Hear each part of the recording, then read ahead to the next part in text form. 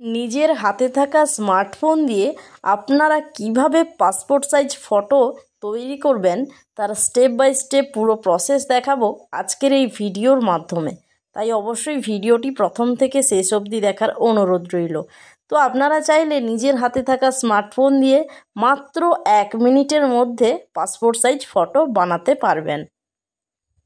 Mobile দিয়ে passport size photo বানানোর জন্য প্রথমে চলে আসতে হবে গুগল ক্রোম ব্রাউজারে। এখানে আসার পরে এই যে সার্চ বারটি রয়েছে, এই সার্চ বারে টাইপ করতে হবে পাসপোর্ট সাইজ ফটো মেকার, এইটা লিখে সার্চ করতে হবে। সার্চ করলে এখানে দেখুন অনেক ধরনের অফিসিয়াল ওয়েবসাইট রয়েছে। তো আমরা এখানে প্রথমে যে ওয়েবসাইট PI7 ইমেজ টুল, এই যে ওয়েবসাইট, তো এই ওয়েবসাইটের লিঙ্কে ক্লিক করে দেব।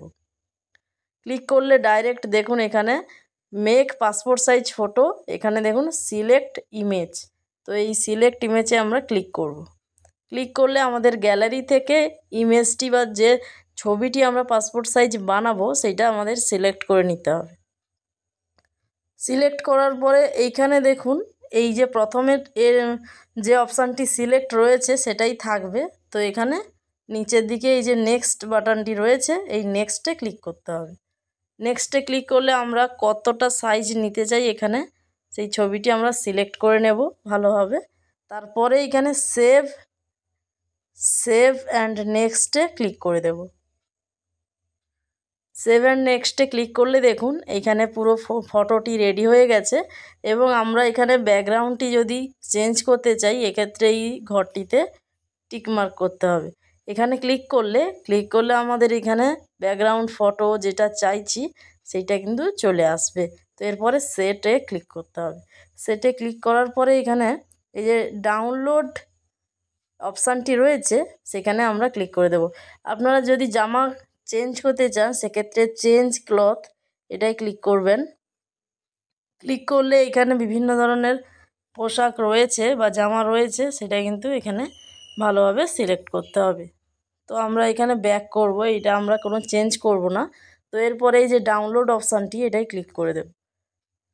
ডাউনলোড অপশানে ক্লিক করলে আমাদের এই ফটোটি ডাউনলোড হয়ে যাবে। তো এখানে দেখুন A4 সাইজ নিতে চাই না কাস্টম, এখানে A4 ধরুন সিলেক্ট করলাম। A4 সাইজ সিলেক্ট করলে আমাদের পুরো A4 সাইজ পেপারে এই পাসপোর্ট সাইজ ফটো রেডি হয়ে যাবে।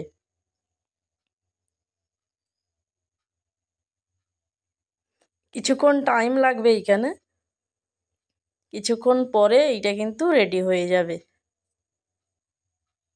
দেখুন আমাদের সামনে রেডি হয়ে গেছে। তো এরপর ডাউনলোড অপশানে ক্লিক করে দেব।